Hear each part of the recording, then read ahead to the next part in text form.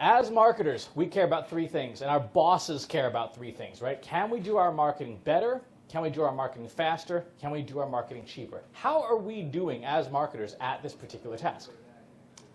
For better, well, we're not really keeping up with data. According to IDC, this year, calendar year 2019, we as a civilization will create about 40 zettabytes of data. A zettabyte is an unimaginably large number. It's difficult to quantify, but how many people binge watch something on Netflix? Okay. If you were to start binge watching and not stop to eat, to sleep, to do anything other than watch Netflix, and you started 55 million years ago, you would just be getting to about 1 zettabyte of data usage today. So that's how much a zettabyte is. We're going to do 40 of these this year. In the next 3-ish years, that's going to quadruple because of all these lovely devices that we're all wearing that are transmitting and creating data all the time.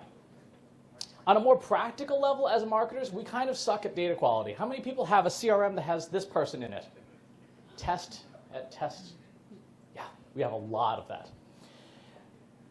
When we look at how we're using data, how we're using analytics, we're doing even worse.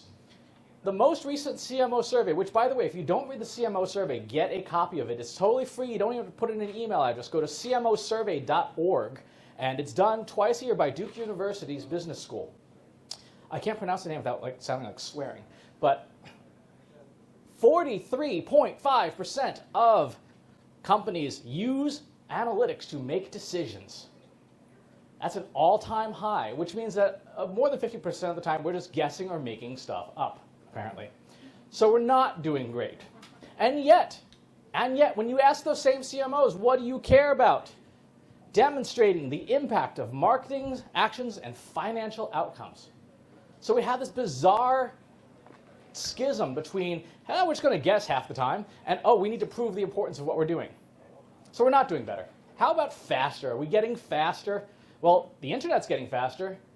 In 2018, this is what happened in an internet second. In 2019, this is what happened. We see here, we went from 266,000 hours of Netflix per minute watched to 694,000. That is a lot of Netflix and chill. We have 38 million messages here. We have 187 emails, 188 emails, 1.1 million Tinder swipes, 1.4 million. I'm going to guess most of that increase is swiping right because of the increase in Netflix time. You can tell your age by who laughed. But the diversity of data we are facing is getting bigger and faster. In this year, we are on track for about 100 to 120 million news stories this year. Right? If you have a PR firm or you have an agency and you get a front page hit in the New York Times, guess how long that lasts? About a second and a half. There are 172 news stories per minute. Right, so that's how fast you go right off the front page. That's how much data is coming at us. How are we, as humans, doing adapting to this? Not very well. Are we getting cheaper? Can we at least say we're getting cheaper? No. When asked, only 36% of CMOs can quantitatively prove the impact of their marketing spend. A full 50% just kind of guess, we have a qualitative sense of the impact. And 12.9% said, F it, we're not telling you. So 2/3 of us have no idea whether our marketing spend is working. And we see this in the data. Brand spending is up. Service spending is up. CRM spending is slightly down, but still pretty far up. Product introduction spending is up. So we have kind of sucked at better, faster, and cheaper. Right? We are succeeding not so well. So how do we get around this? How do we fix this problem? We fix this problem by turning things over to the machines. Artificial intelligence is better, faster, cheaper. It's the 3 A's that they deliver. It delivers better speed, acceleration, make things go faster, because machines can do math way faster than we can. Right? It delivers better accuracy, because how many people have ever copied and pasted something wrong? Now think about all those lovely marketing reports and templates that you're putting together all the time. You're copying and typing things. You screw up. You're human. Right? The machines are not. And reducing costs through automation, through stopping doing the boring crap that we all hate doing. Right? Every one of us well, I wouldn't say everyone. There's probably one person somewhere who really, really loves doing monthly reports. The rest of us, not so much. So what is this stuff? Because we've heard this term a lot. There have been a few conversations about it here. What is this stuff? It is getting machines to think like humans. When you look at how a human develops, in our first year of life, we have these sort of inputs, these general, call them very quick algorithms, right? Touch stove, ow, that hurts. Don't do that again. We develop language, and then we eventually get to higher cognitive function. By the way, as the parent of a teenager, I appreciate the fact that cognitive function drops off on this chart, right on the hip of teenage years. Machines are doing the same thing. You begin with algorithms, statistics, probability. That's what machine learning and artificial intelligence are. It's just math. It's probability. AI is not magic. It is math. We go into machine learning, which is where we teach machines how to build their own software. The big difference between regular software, like the apps on your phone, and AI is that AI writes its own code. Right? You give it data, it figures out what to write, and then deploys it. How many people use Facebook, willingly or not?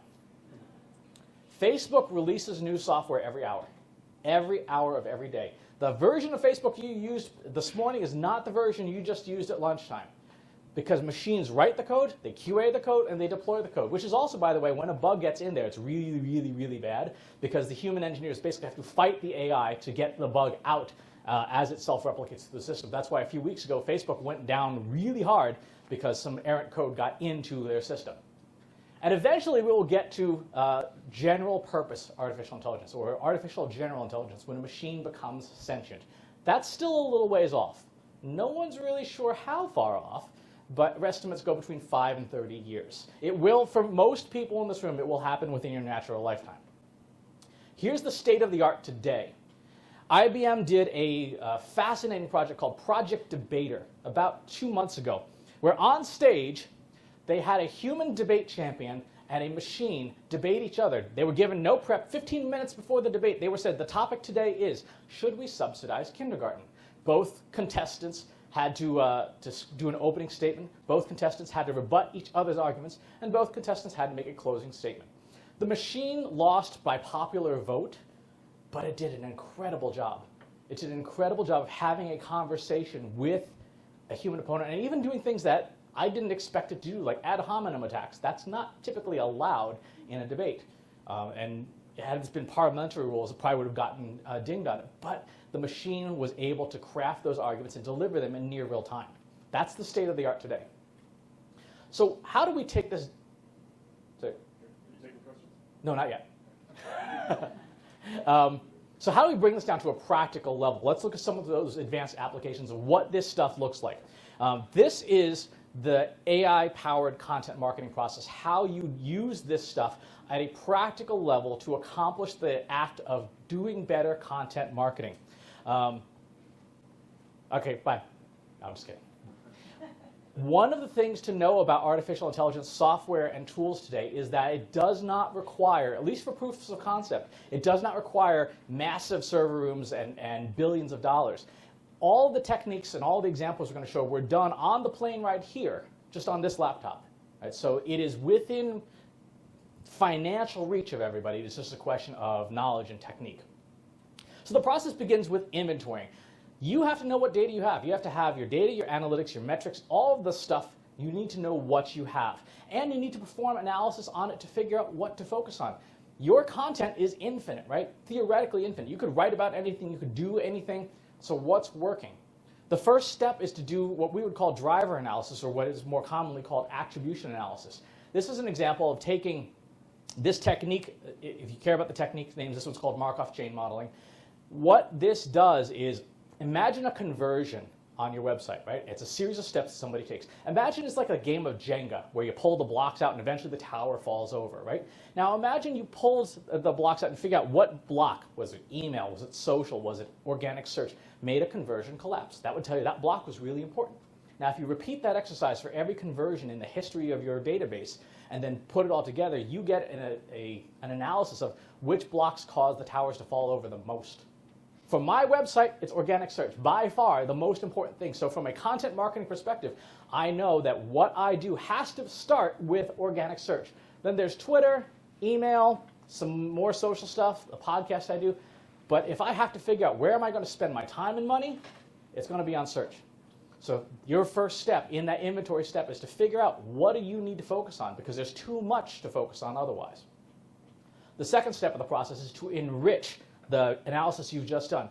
If you know that search or social or email or whatever is the most relevant thing, then what content do you need to understand? What are the outside topics or ideas or concepts you need to focus on to add in to your content that maybe you have gaps on?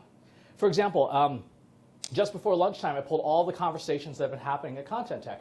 And here's kind of what we've been talking about: content distribution strategy, related tools, omni-channel intelligent content. There's Michael Barber. Experiences, modern SEO. Now I have a general idea of what this space is about. If I was trying to market to content marketers who were savvy at technology, instead of trying to read all 2,000 social posts that everyone's cranked out, I just want to be able to get a quick look at the landscape. What's working? What's important? Now, this is relative. You could read all the tweets and Instagram posts about ContentTECH. That's within reason. There's only 2,000 of them. You probably could not read what's happening at the National Association of Broadcasters right now, which is a bigger show happening. I think it's in Vegas right now.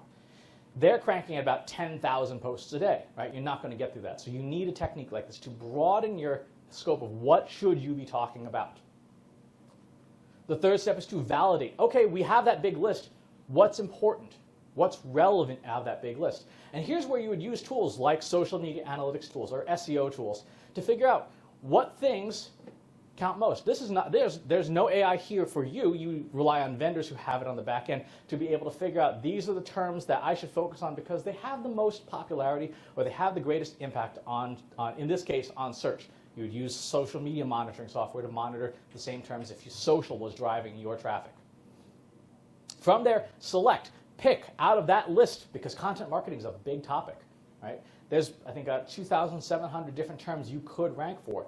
If you use a technique called clustering, where you take those different search metrics and put them together, you can figure out, okay, what terms are the right combination of high volume, delivers lots of traffic, not a lot of competition? Are there specific terms and phrases that you should use? Like, what is content marketing? Right? That is surprisingly not heavily competed over. So if Robert and his team wanted to get an easy search win, maybe have someone at the break go write a blog post about what is content marketing. Because we're still trying to figure it out. So. I know. But clustering helps you narrow down the amount of stuff, because when you start getting into bigger enterprise situations, it gets overwhelming. I did this analysis for IBM. There were 2.7 million keyword terms they rank for. Right? Give that to an SEO team and they will kill you. But give them, out of that 2.7 million, here's the 50 you need to start with today. And they'll probably buy you a very small beer. And I say that because engineers don't have as much money as they used to. You've got the data. You know what you want. You know what's important. Now it's time to build a model, to figure out how all those individual words relate to each other. This is really important because the way search, especially search, has changed, and social media is less so, is that the idea of ranking for a word or a phrase is long gone. Machines now understand concepts, semantics, language. They understand that content marketing and content SEO and content strategy are all about the same thing. So using a technique you would call network graphing, you would do the same thing, extracting the data from your search tools and plotting it out into a cloud, and the terms that are the biggest clusters are the ones that have a lot of subtopics. You map that to what gets searched most, and now maybe you write about marketing, maybe you write about the 4 Ps, which comes up a lot. You write about social media marketing, you write about Snapchat and geofilters, because these are the concepts and the dozens of keywords and phrases within them that you can create long tail content about. So you can build out this map and then help prioritize based on giving individual teams work on this concept. Go make some video, go make some audio, go do a podcast, go get an interview around a concept rather than an individual keyword. From there, we predict, we forecast what's likely to happen. And this is where you get to make a whole lot of money. If you use forecasting, where you take the known search volume for a given set of terms or topics or concepts, and you use statistics and data science to predict when exactly in the next, say, year, those terms are going to peak, you no longer are just guessing. You now have a time-based editorial calendar. So with content marketing, this week, the most searched term is content marketing software. It actually spikes again in June much more highly. But for this week, that's kind of an important thing, followed by content strategy, digital content marketing books, and so on and so forth. All these terms, not important this week. Now imagine doing this for your industry. When do people search for a SaaS software appliance? When are they going to search for Camembert cheese? Whatever your industry is, forecasting forward, can you understand what's likely to happen and plan your ads, your content, your video, your PR, your staffing.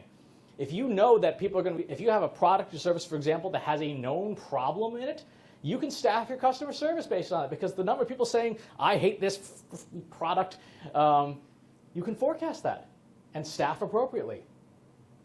So you do your prediction. The next step in the model is to construct a method for making this digestible. That chart's a lot to look at. It's kind of tough.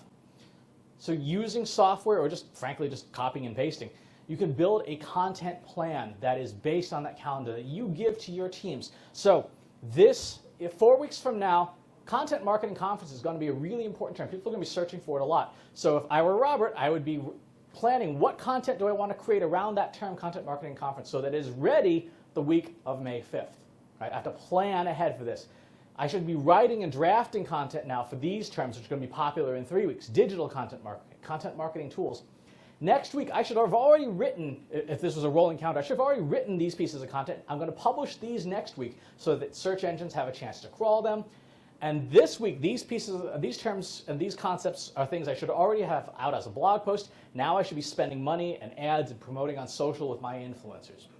Right? So when you take that predictive calendar and boil it down to a one-page worksheet, you can hand this to your team and say, here's your work plan for the next 4 weeks. Go do these things in this order. Right? It takes predictive and this mystical AI cloud and turns it into very concrete, do this next. That is how you make use of AI.